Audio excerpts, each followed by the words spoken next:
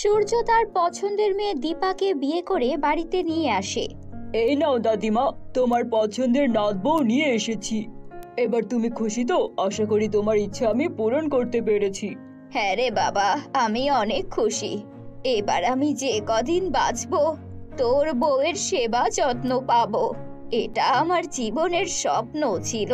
তোদের দুজনকে খুব মানিয়েছে। দাদিমা, তুমি তো চশমাই পরোনি, চশমাটা পরে দেখো আমাদের সত্যি সত্যি মানিয়েছে কিনা। এই নাও বৌমা, এই নেকলেসটা তোমার জন্য। এটা আমার জন্য? সত্যি সত্যি তো, নাকি আবার ফেরত নিয়ে নেবেন? পরে আবার ফেরত নেব কেন? তোমাদের দুজনের কি হয়েছে বলো তো? এই সূর্য, নে তো নেকলেসটা নাত বউকে পরিয়ে দে। না না, এখন আমি নেকলেস পরবো কেন? আমার গলায় অলরেডি একটা নেকলেস আছে, এটা আমি কালকে পরবো। এখন তো এখানেই থাকবো।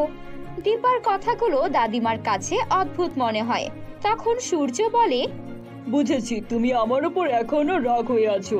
তোমার এখন রেস্টের প্রয়োজন, না হলে তোমার মাথা ঠান্ডা হবে না। চলো ঘরে চলো। এই বলে সূর্য ও দীপা ঘরে চলে যায়।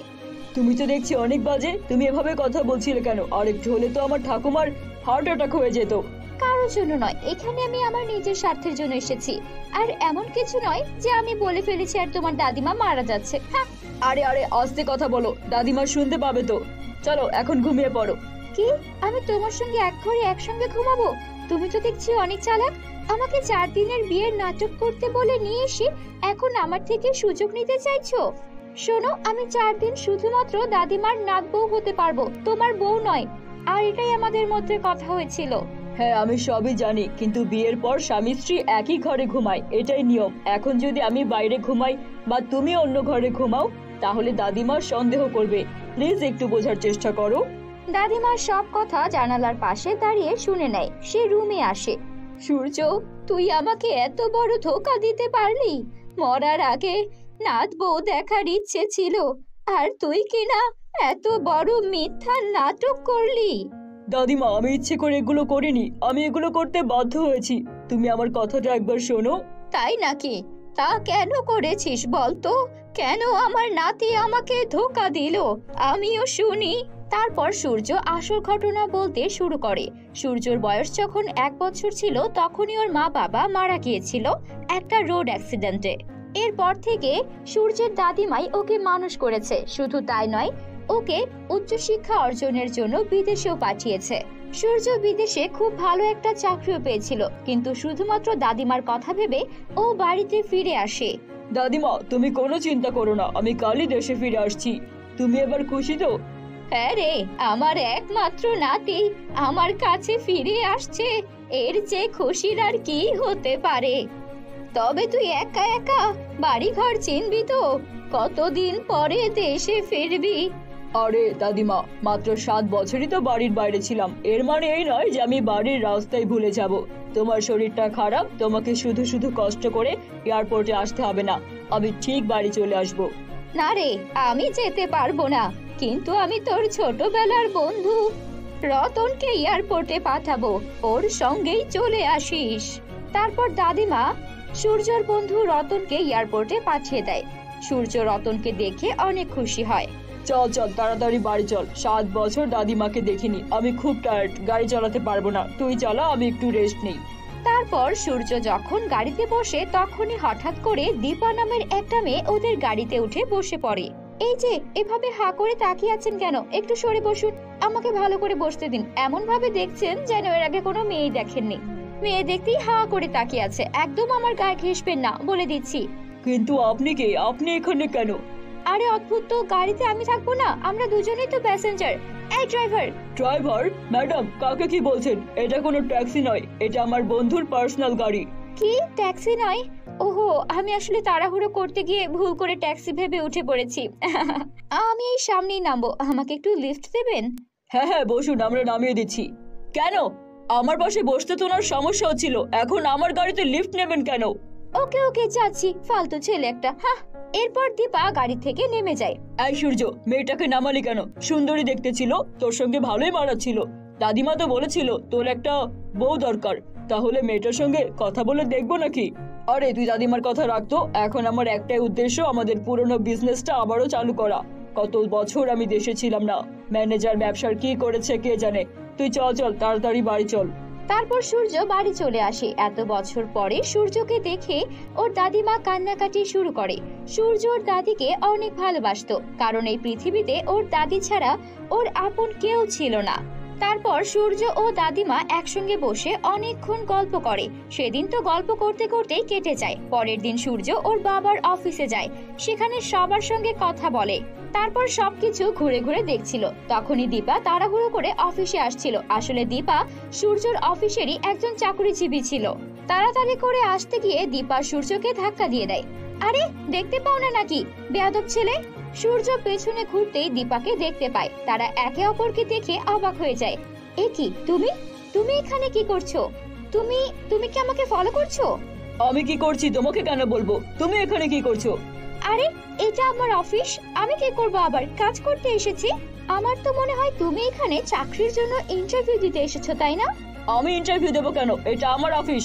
আমার নাম সূর্য চৌধুরী। সূর্য চৌধুরী? স্যার আমাকে ক্ষমা করে দিন, আমি আপনাকে চিনতে পারিনি। Sorry sir, sorry sorry sorry. না, কিছুতেই না। তোমার মতো বেয়াদব মেয়েকে আমি আমার কোম্পানিতেই রাখবো না। তোমাকে আমি আজকেই বের করে দেবো। না না স্যার, আমাকে চাকরি থেকে তাড়াবেন না স্যার, প্লিজ। কিন্তু সূর্য দীপার কোনো কথা না শুনেই ওকে চাকরি থেকে বের করে দেয়। দীপা মন খারাপ করে সেখান থেকে চলে যায়। সেদিনের পর থেকে দীপা অনেক জায়গায় চাকরির জন্য যায়, কিন্তু কোথাও চাকরি পায় না। এই জন্য দীপা প্রতিদিন সূর্যর অফিসে আসতো আর ওর কাছে চাকরিটা ফিরে পাওয়ার জন্য হাত জোর করে অনুরোধ করত। আসলে মেয়েদের প্রতি সূর্যের তেমন কোনো মায়া দয়া ছিল না, তাই সে প্রতিদিন দীপাকে ফিরিয়ে দিত। আর দীপাও নাছোড়বান্দা, প্রতিদিন চাকরির জন্য সূর্যের অফিসে আসতো। বেশ কয়েকবার দীপাকে সূর্যের দাদিমা দেখতে পায়। দীপাকে দেখেই দাদিমার ভীষণ পছন্দ হয়ে গিয়েছিল। তখন সে রতনকে জিজ্ঞেস করে, এই রতন, বেশ কয়েকবার সূর্যের অফিসে একটা মেয়েকে দেখলাম, আমাদের বাড়িতেও প্রায়ই আসে, মেয়েটা কে রে? আরে দাদিমা, বুঝলে না, ওদের দুজনের মধ্যে চক্কর চলছে।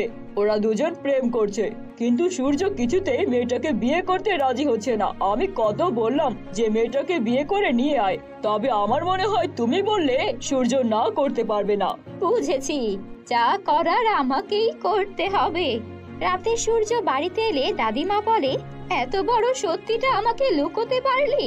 দীপাকে তোর এতই পছন্দ যখন, ওকে বিয়ে করে নিয়ে আয়। মরার আগে নাত বউকে দেখে যাব। দেখ দাদু ভাই, আমার হাতে সময় নেই, বিয়েটা করে নে। দাদিমা, আমি দীপাকে পছন্দ করি এটা তোমাকে কে বললো? ওই মেয়েকে আমি মোটেও পছন্দ করি না। আর তোমার হাতে সময় নেই মানে কি বলতে চাচ্ছ? আমার ব্লাড ক্যান্সার, লাস্ট স্টেজে আছি রে। ডাক্তার আমাকে বলেছে, আমি কোনোদিন তোকে এটা জানতে দেইনি। আমার হাতে আর মাত্র 4 দিন সময় আছে। দাদিমার কথা শুনে সূর্য কান্না করতে শুরু করে। ও কি করবে কিছুতেই বুঝতে পারছিল না। দেখ ভাই, আমি জানতাম না যে দাদিমার ক্যান্সার। আমি তো দাদিমাকে মজা করে বলেছিলাম যে তোদের মধ্যে প্রেম চলছে। এরকম হয়ে যাবে আমি ভাবতে পারিনি। আমার জন্য যেহেতু সমস্যার সৃষ্টি হয়েছে, আমি এই সমস্যার সমাধান বের করবই। এই দীপা, তুমি চাকরি চাও তো আমি তোমাকে চাকরি দেব, তবে তার জন্য আমার একটা কাজ করতে হবে। তোমাকে আমার বন্ধু সূর্যর 4 দিনের বউ সেজে নাটক করতে হবে। দীপার যেহেতু চাকরির অনেক প্রয়োজন ছিল, তাই দীপা সূর্যকে বিয়ে করার নাটক করতে রাজি হয়ে যায়। এরপর সূর্য কোনো উপায় না পেয়ে দীপাকে 4 দিনের জন্য বউ সাজিয়ে দাদিমার বাড়িতে নিয়ে আসে। তোরা কি বিয়েটাকে ছেলে খেলা মনে করিস? বিয়ে কি 1 দিন 2 দিন বা 4 দিনের জন্য হয়? বিয়েটা তো সারা জন্ম জন্মান্তরের সম্পর্ক রে। এই দিনটা দেখার আগে আমি মরে কেন গেলাম না? তুই তো আমাকে সত্যিটা বলেই দিতে পারতিস, তাতে আমার যা হবার তাই হতো। দাদিমা, আমাকে ক্ষমা করে দাও। আমি তো তোমার কথা ভেবেই সব করেছি। আমাকে প্লিজ ক্ষমা করে দাও। হ্যাঁ দাদিমা, আমাদের ক্ষমা করে দিন, আমরা ভুল করে ফেলেছি। ক্ষমা করতে পারি, তবে তোদেরকে সত্যি সত্যি বিয়ে করতে হবে। দাদিমার কথা শুনে সূর্য ও দীপা একে অপরকে বিয়ে করার জন্য রাজি হয়ে যায়। তবে এই কদিনে তারা একে অপরকে যে কখন ভালোবেসেছিল তারা নিজেরাও জানতো না। দাদিমার ইচ্ছা পূরণ করতে ওরা দুজন সত্যি সত্যি বিয়ে করে ফেলে এবং দীপা দাদিমার খুব সেবা যত্ন করতে থাকে। উপরওয়ালার কৃপায় দাদিমার আয়ু বেড়ে যায়, সে 4 দিন পরে মারা যায় না। এরপর থেকে দীপা ও সূর্য দাদিমার সঙ্গে সুখে শান্তিতে বসবাস করতে থাকে।